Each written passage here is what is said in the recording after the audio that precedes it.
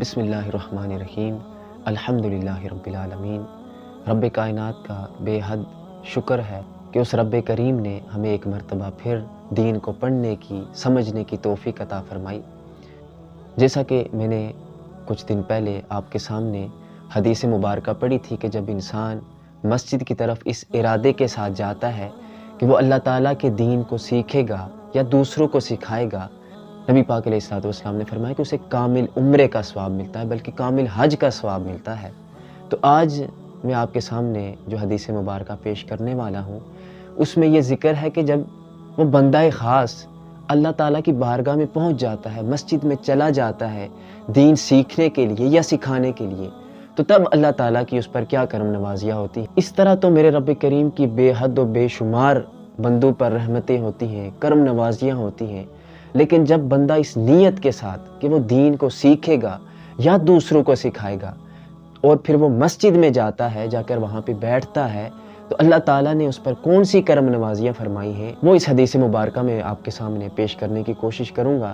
نبی پاک علیہ الصلوۃ والسلام فرماتے ہیں وَمَجْتَمَعَ قَوْمٌ فِي بَيْتٍ مِّن بُيُوتِ اللَّهِ يَتْلُونَ كِتَابَ اللَّهِ وَيَتَدَارَسُونَهُ بَيْنَهُمْ۔ نبی پاک علیہ الصلوۃ والسلام فرماتے ہیں کہ کوئی بھی قوم، کوئی بھی لوگ جب اللہ تعالیٰ کی مسجد میں اس لیے جمع ہوتے ہیں کہ وہ اللہ تعالیٰ کی کتاب کی تلاوت کریں گے، یتلون کتاب اللہ ویتدارسونہ بینہم، یا پھر وہ اس کا درس دیں گے، آپس میں ایک دوسرے کو پڑھنے سمجھانے کا ایک سلسلہ چلائیں گے، تو نبی پاک علیہ الصلوۃ والسلام نے کیا فرمایا؟ الا حفتہم الملائکۃ ونزلت علیہم السکینۃ وغشیتہم الرحمۃ وذکرہم اللہ فی من عندہ۔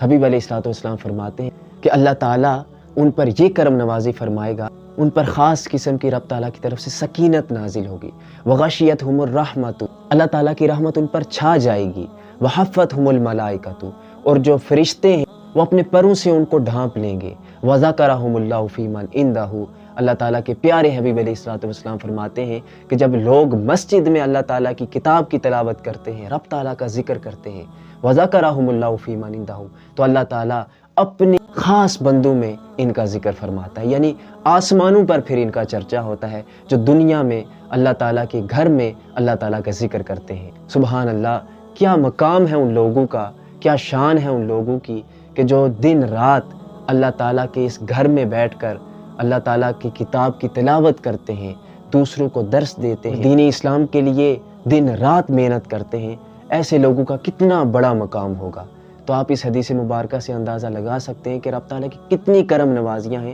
صرف ان لوگوں پر کہ جو خاص اس نیت کے ساتھ اللہ تعالیٰ کی مسجد میں جاتے ہیں کہ ہم قرآن کو پڑھیں گے، دوسروں کو درس دیں گے، اور پھر جب وہ قرآن کو پڑھتے ہیں اور درس دیتے ہیں تو اس وقت رب تعالیٰ کا ان کے ساتھ کیا معاملہ ہوتا ہے۔ تو اللہ تعالیٰ سے دعا ہے کہ اللہ تعالیٰ ہمیں بھی ان لوگوں میں سے بنائے جن کے لیے رب تعالیٰ نے اتنے سارے انعامات رکھے ہیں۔